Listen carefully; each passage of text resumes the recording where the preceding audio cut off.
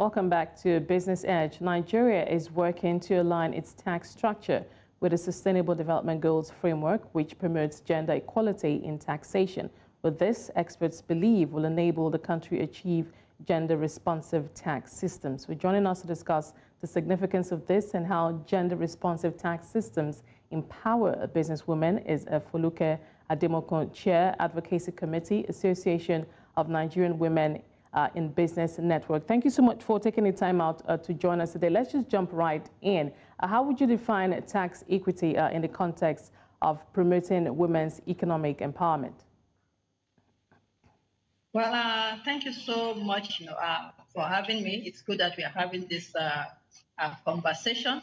I believe when you talk about tax equity, you are talking about fairness, you are talking about inclusion, you are also talking about transparency. You are looking at how our revenue from taxes are socially distributed in a way that it meets the needs of society, men and women. But in this case, we are talking about women. We are looking at how revenue, support, public, policy in terms of services. We recognize that in society, even in our Nigerian society particularly, women are generally, poorer, than men because of entrenched, patriarchy, because of the discrimination that women, face, in different aspects of life. So we believe that when we are talking about the use, of taxation, we should be able to transparently, indicate, how these taxes are collected and how they are utilized in a way that will benefit those who have been excluded, in society, those who are unequally, served. And in this case, again, we are talking about women. So that's what tax equity, it's right. About. How can we make sure that every aspect, of society, men and women particularly, benefit, from the services, from the infrastructures that these taxes are expected, to provide. How can the tax empower women, to have benefits, from society, knowing well that at their level they also, contribute, to the making of these taxes, and there are some of their activities, productive activities that are not, are paid for, by right. Taxpayers. So that's what equity is talking about. Right. Thank you so much for that. Now, sometimes tax policies can either magnify gender gaps or alleviate them. When you think about Nigeria's tax system, where on the spectrum do we fall in terms of to what extent do we recognize the perhaps specific needs of women in business, etc.? What can you tell us? Well, thank you. The Nigerian tax system, from our own understanding, from our own perspective, we think does not, consider the needs, the priorities of men and women, differently. It does not in any way, try to close, existing, gaps that we have seen, but in this case, gender gap. So it's concerning. And the most concerning aspect of this is that tax, officials, pride themselves with the saying that the Nigeria gender system is, Nigeria tax system is, it's gender neutral. And in being gender neutral, most times you can be gender blind because you are not open to how this affects, men and women differently. We recognize that we have very, big divide between men and women in society because of our culture, because of patriarchy, because of our socialization, process that has caged women and has restricted them, from getting sufficiently economically empowered. And that's why we have a large scale of women who work in the informal sector. And these ones are the ones who bear the burden, of caregiving.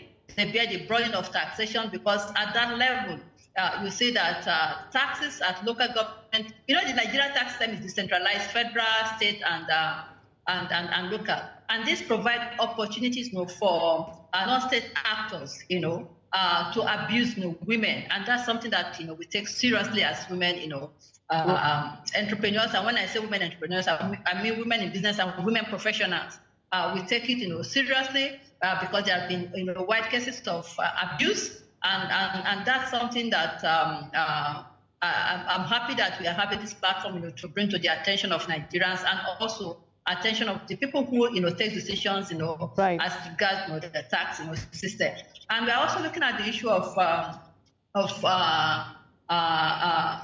the bias in the tax structure. I've mentioned that revenue, how revenue is utilized. We hear so much about tax expenditure. How transparent is the way these tax expenditures are calculated and utilized? Has there been any effort to make sure that there's a gender lens that we deploy to giving tax incentives to corporations who should be paying their fair share and they are not paying it. We also look at the issue of tax collection and administration. If you look at those who are employed in the tax system, the people who are the technical experts, you see that you have more men than women, and this should be right.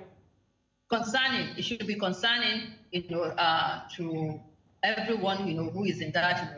All right, Foluke, if I could just come in here in terms of. I mean, you've made some very key points there, but in terms of solutions, bringing this, having or taking these conversations further, especially with the government, can you share some major priorities that will be key in shaping the strategic advocacy goals where this is concerned? First, I think it's important that the government begin to look at the issue of unpaid care work.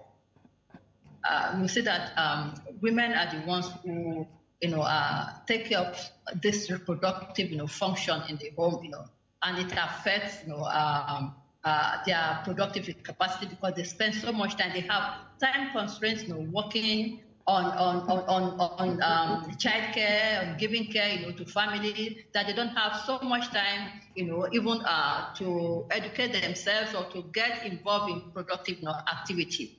We also, so why I'm mentioning that, I just want to give you an example. For instance, in housing, when we talk about housing, in Nigeria, government is involved in providing, in the provision of housing. But how many of these housing that government provided have washing machine, for example? Imagine if there was, and they're using taxpayers' money in for that. Imagine if we had, a washing machine in some of these houses that government are building. You are taking some time, you are helping women to save time on the washing of clothes because they are the ones, who do that at home. The time they used to wash, clothes, or maybe you have a microwave in your oven. The time they will use, for cooking, that time can be conserved to do something more productive. They can earn more, from their, business. That's, one way we can look at the issue of unpaid, care work. I'm just giving that as an example quickly. And also, we need to also look at the way revenues are shared. If you are talking about tax, expenditure, and you are giving incentives to maybe you give incentives to businesses. Can you target that at women, at the sectors that women are key players to help them grow? That's one area that I think government, will also need to, look at. Right. When we are talking about employment, in terms of employment, why are women running into the informal sector? It's because they do not have the space, to play in the formal sector. If you look at the data that we have, across the world, you have more men in the informal sector than, women. But looking at Nigeria, the opposite is the case. In Nigeria, we have more women in the informal sector, than, men. Why are they running there? Because that is the only space they have to operate, and we cannot continue to stifle there. So what can government do in terms of making sure that more women get into paid employment? I think that is also critical, because when people who are in paid employment, because through their personal income tax, they have some reliefs that are not available to women that are working in the informal sector. They do not have pensions, for instance, in the informal sector. The issue of insurance is another thing. And it's difficult for them to pay because the employer is not going to, they are self-employed. They are going to look at other, issues to contend with, the issue of infrastructure. Everybody in Nigeria, like they say, their own local government. And women bear this. You have to provide water for yourself. Right. You have to provide, electricity. Right. So storage, of their goods also. So government need to target those areas that women operate in and provide, benefits, provide right. incentives in ways that will make, women, to be able right. to grow, faster. Right, Foluke, I'm afraid we're going to have to leave it there, but thank you so much. You made some very, very key points, and of course, we do hope that these conversations will continue as we continue to work towards having more gender-responsive tax systems in the country. That was Foluke Ademoku, Chair, Advocacy Committee, Association of Nigerian Women in Business Network. Well, that's our show for today. Many thanks for being a part of it. Remember to follow us on social media. We are at News Central. For myself, it's bye for now.